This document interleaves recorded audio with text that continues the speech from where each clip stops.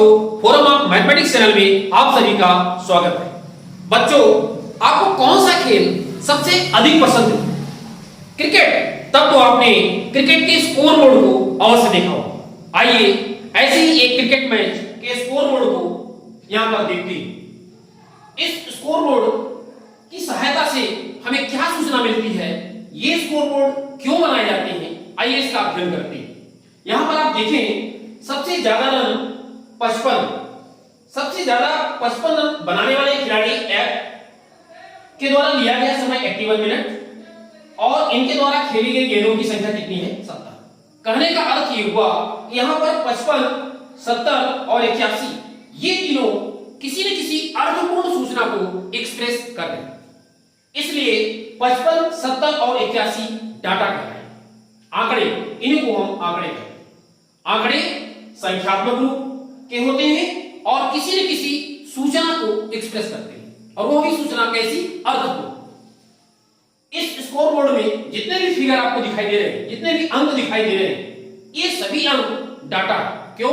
क्योंकि ये सभी अंक किसी न किसी सूचना को एक्सप्रेस कर रहे हैं। जैसे हम ध्यान दें, यहां पर गेंदबाज डी के द्वारा 10 ओवर, लिए गए विकेट कितने हैं? 4 और दिए गए रन कितना? 50, मेडल नंबर 3। हर फिगर किसी न किसी अर्थपूर्ण सूचना को एक्सप्रेस करने के कारण एक डाटा है, आंकड़ा।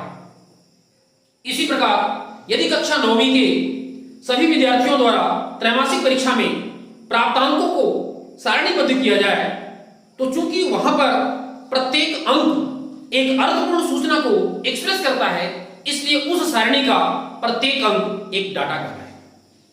इसी प्रकार दैनिक जीवन में विभिन्न संख्याओं, आकृतियों एवं नामों से संबंधित आपने सारणियां देखा होगा। ये सभी सारणियां हमें आंकड़े उपलब्ध कराती हैं।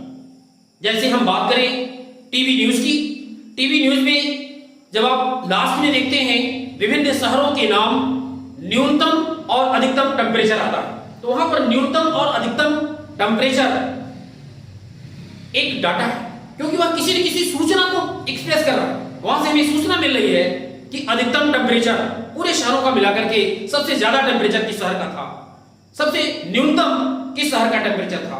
कहने का अर्थ यह हुआ कि एक ऐसा संख्यात्मक या तथ्यात्मक जो कि हमें एक अर्थपूर्ण सूचना दे, वो डाटा कहलाता है।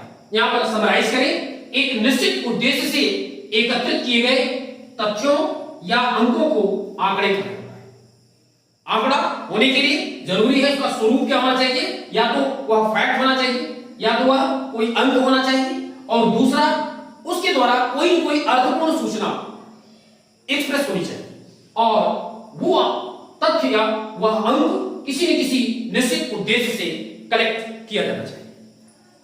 डाटा आप भली बात समझ के आगे हम देखेंगे इस डाटा का सांख्यिकी से क्या संबंध है। हम लोग दिन प्रतिदिन किसी न किसी रूप में आंकड़ों का प्रयोग करते हैं। इन आंकड़ों से अर्थपूर्ण निष्कर्ष निकालने का जो कार्य है वो अत्यंत महत्वपूर्ण है। डाटा से अर्थपूर्ण निष्कर्ष निकालने से संबंधित अध्ययन गणित की जिस शाखा के अंतर्गत किया जाता है उसे सांख्यिकी कहते हैं। कुल मिलाकर के सांख्यिकी पूरी तरह डाटा पर आधारित है। हम कह सकते हैं कि सांख्यिकी गणित की वह शाखा है जिसके अंतर्गत आंकड़ों का संग्रहण, प्रस्तुतिकरण, विश्लेषण तथा अर्थपूर्ण निष्कर्ष निकालने के बारे में अध्ययन किया जाता है। यहां पर आपको समझना होगा कि वास्तव में हमारे पास डाटा है और हमारा उद्देश्य है उस डाटा से अर्थपूर्ण उद्देश्य निकालना। तो डाटा से अर्थपूर्ण उद्देश्य तक पहुंचने का जो प्रोसेस है, इस प्रोसेस के कई चरण हैं। जैसे डाटा का पहले हम क्या करेंगे? कलेक्शन करेंगे। कलेक्शन करने के पश्चात उसका प्रस्तुतिकरण और इसके पश्चात उसका विश्लेषण होगा। विश्लेषण के पश्चात ही हमें अर्थपूर्ण निष्कर्ष मिलेगा। तो डाटा से जब अर्थपूर्ण निष्कर्ष मिल जाता है तो इसका जो प्रोसेस करना होता है उस पूरे प्रोसेस को हम सांख्यिकी के अंतर्गत समाविष्ट करते हैं। इस प्रकार आपने देखा कि सांख्यिकी गणित की वह शाखा जिसके अंतर्गत आंकड़ों का संग्रहण, प्रस्तुतिकरण, विश्लेषण एवं व्याख्या अर्थपूर्ण निष्कर्ष निकालना शामिल होता है। पिछली 6वीं 7वीं 8वीं कक्षाओं में आपने आंकड़ों का प्रबंधन टॉपिक के अंतर्गत सांख्यिकी का अध्ययन किया है।